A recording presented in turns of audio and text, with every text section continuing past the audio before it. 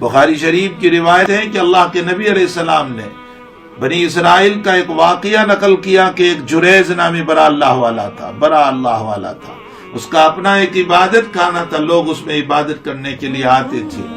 ایک مرتبہ وہ نماز پڑھ رہے تھے، ان کی ماں نے بلایا جریز، لیکن وہ نماز میں تھے، نہیں گئے۔ تھوڑی دیر کے بعد پھر بلایا جریز، وہ نماز میں تھے، نہیں گئے۔ تھوڑی دیر کے بعد پھر بلایا جریز، وہ نماز میں تھے، نہیں گئے۔ جب نماز پوری ہوئی تو اپنی ماں کے پاس گئے، ادھر ماں کی زبان سے بد دعا نکل چکی تھی کہ جب تک تو فاحشہ اور بدکار عورت کا منہ نہ دیکھ لے، تو ذلیل نہ ہو جائے، وہاں تک تیری موت نہ آئے۔ ماں کی بد دعا پوری ہو گئی، بس مسئلہ جو ہونا تھا وہ ہو گیا۔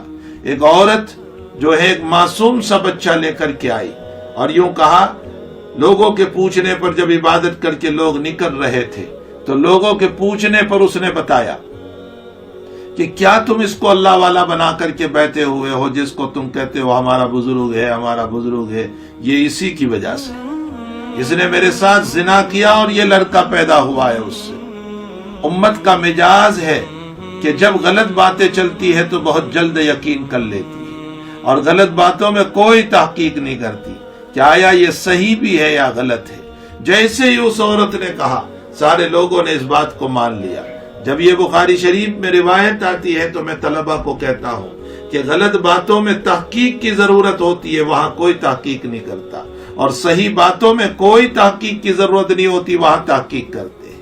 ہم کہتے ہیں کہ یہ آدمی اچھا ہے تو اس پر لوگ کہتے ہیں ہم تحقیق کریں گے کہ اچھا بھی ہے یا نہیں، لیکن ایک آدمی سے متعلق یوں کہا گیا کہ یہ غلط آدمی ہے تو سارے لوگ اسی وقت تسلیم کر لیتے ہیں۔ یہ امت کا عجیب مزاج ہے، صحیح بات میں تحقیق کرتے ہیں اور غلط باتوں میں کوئی تحقیق نہیں کرتا، اور اس کچے کان سے اس کو سنتے رہتے ہیں۔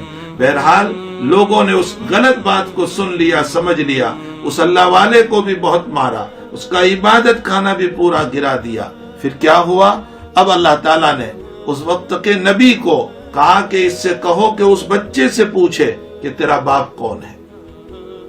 اس بچے کے پاس آئے اور پوچھا تیرا باپ کون ہے؟ 3 دن کا بچہ بول رہا ہے میرا باپ جنگل میں بکریاں چرانے والا ہے، یعنی کوئی اور آدمی ہے۔ تب جا کر مسئلہ صاف ہوا۔ اب لوگوں نے کہا کہ ہم آپ کا عبادت خانہ سونے کا بنا دے، گول کا بنا دے، اور ہم معافی چاہتے ہیں۔ انہوں نے کہا کہ بھائی یہ تو میری ماں کی بد دعا تھی جو پوری ہو گئی، مجھے جو دیکھنا تھا وہ میں نے دیکھ لیا، اب حقیقت یہ ہے کہ میرا عبادت خانہ مٹی کا تھا، بس مٹی ہی کا بنا دو، مجھے سونے کی اور گول کی اور سلور کی کوئی ضرورت نہیں ہے۔ بہرحال میں اس واقعے کو یہ اس لیے پیش کر رہا ہوں کہ دیکھو ماں کا مقام کتنا زبردست ہے۔ حتیٰ کہ حدیث شریف میں فرمایا ماں باپ کی رضا میں اللہ کی رضا ہے، اور ماں باپ کی ناراضگی میں اللہ کی ناراضگی ہے۔ ماں کے قدموں کے نیچے جنت بتائی گئی اور باپ کو جنت کا دروازہ بتایا گیا۔ یہ بھی یاد رکھے کہ جب یہ روایت آئی ہے تو حضور پاک صلی اللہ علیہ وسلم نے اس موقع پر ایک جملہ ارشاد فرمایا۔ نبی علیہ الصلوۃ والسلام نے فرمایا کہ جریز صوفی تھے، عالم نہیں تھے۔ جریز صوفی تھے، عالم نہیں تھے۔ اگر یہ عالم ہوتے تو ضرور نماز کو توڑ کر ماں کا جواب دے دیتے، اس لیے کہ نماز بعد میں بھی پڑھی جا سکتی تھی، لیکن ماں کا مسئلہ کیسے حل ہوگا؟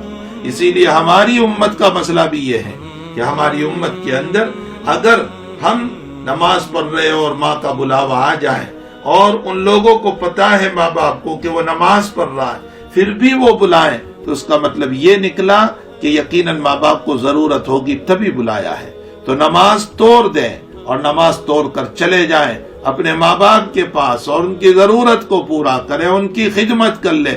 نماز تو بعد میں بھی پڑھی جاتی ہے، پڑھی جا سکتی ہے۔ تو بہرحال میرے بھائیوں، ماں باپ کا مقام بہت اونچا ہے، بہت اونچا ہے۔ ماں باپ کے جو نافرمان ہے، ان مقدس راتوں کے اندر چاہیے کہ اپنے ماں باپ سے معافی مانگے، اپنے ماں باپ سے معافی مانگے، اپنے ماں باپ سے معافی مانگے۔ اور اگر ان کا انتقال ہو چکا ہے تو ان کی قبروں پر جائیں، ان کے لیے ایصال ثواب کریں، ان کے نام پر صدقہ کریں، خوب دعائیں کریں ان کے لیے تاکہ وہ راضی ہو جائیں، وہ خوش ہو جائیں، وہ راضی اور خوش ہو جائیں، ان کے لیے دعائیں کریں اور ان کے نام پر صدقہ کریں، ان کے لیے ایصال ثواب کریں۔